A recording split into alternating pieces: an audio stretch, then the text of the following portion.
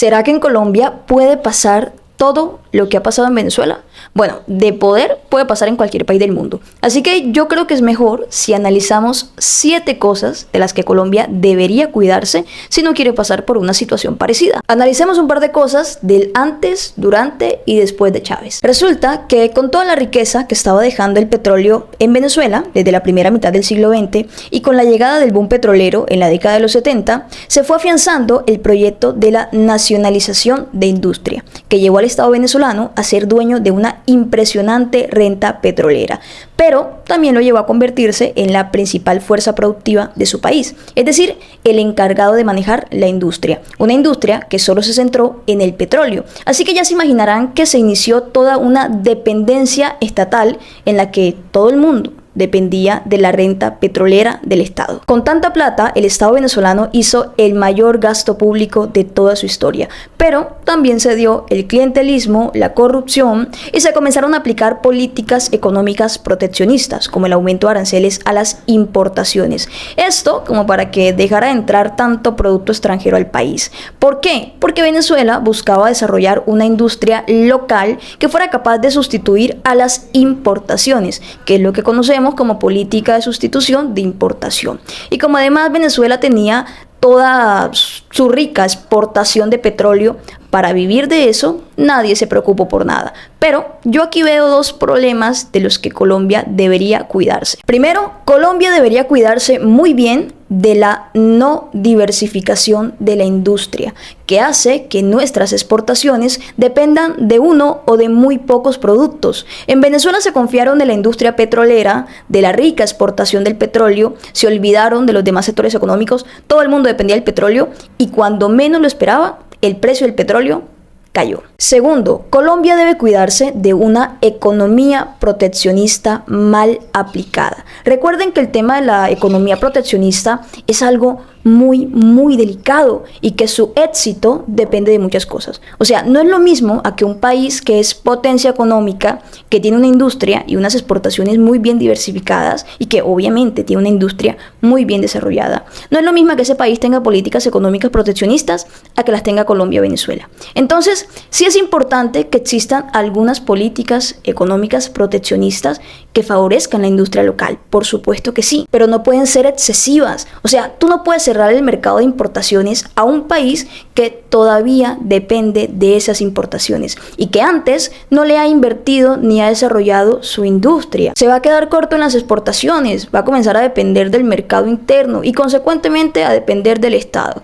Puede llegar una hiperinflación, un gasto público excesivo, va a llegar el déficit, se estanca la economía y tremenda crisis. Tercero y muy importante, Colombia debe cuidarse mucho del abstencionismo electoral. A veces uno piensa que con no salir a votar no va a pasar nada, pero recuerden que Chávez ganó su primera elección presidencial con un poco más del 50% de votos, pero en esa votación solo participó alrededor del 37% del censo electoral.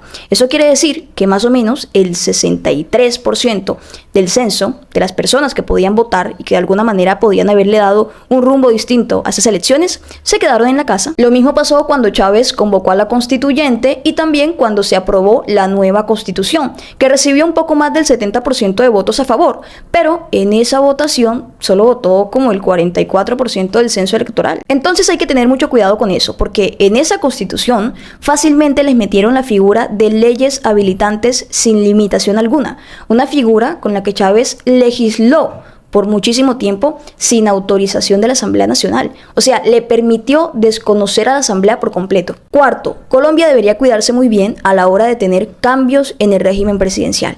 Recuerden que en la primera enmienda que se le hizo a la Constitución de 1999, que es la Constitución de Chávez, se estableció la reelección presidencial indefinida y un periodo presidencial de 6 años. Y gente, el poder así tan indefinido lleva a la tiranía. Y después no hay ni quien baje a ese presidente de allí.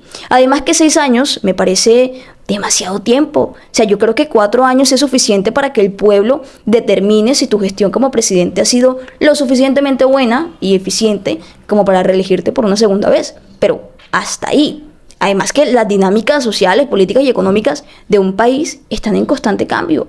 Por lo tanto, hay que renovar el proyecto de gobierno. Entonces, Aquí definitivamente la figura y el criterio de la Corte Constitucional es muy importante para evitar que pasen este tipo de situaciones. Quinto, Colombia debe tener mucho cuidado con el tema de la nacionalización de industria. No digo que no se pueda, pero es algo de muchísimo cuidado. Vean, las instituciones del Estado son entes administrativos que no necesariamente tienen competencia para todo. Por eso el Estado no puede lanzarse como loco a hacerse dueño de toda la fuerza productiva del país, porque puede hacerla incompetente, puede hacerla ineficiente, y sobre todo si hay un gobierno que pinta para corrupto y clientelista. Por ejemplo, recordemos cuando Chávez despidió a los directivos de PDVSA y los reemplazó solo con políticos y gente seguidora de su ideología. Es decir, con Chávez se repitió esa cruda realidad de dependencia estatal. Y se repitió porque durante el gobierno de Chávez el precio del petróleo volvió a estar altísimo, incluso mucho más alto que en ocasiones anteriores. Entonces, otra vez esa renta petrolera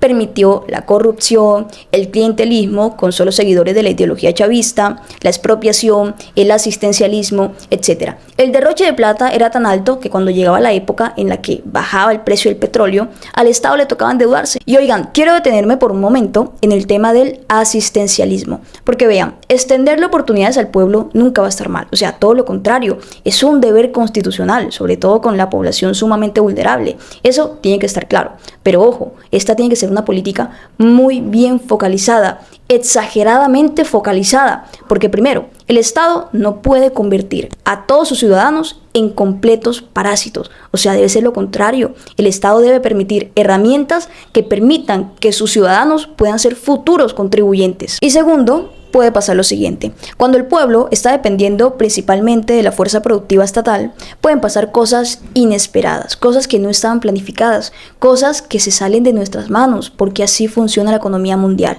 Por ejemplo, en el gobierno de Maduro llegaron las sanciones económicas que le puso Estados Unidos a Venezuela. ¿Quiénes fueron los principalmente afectados?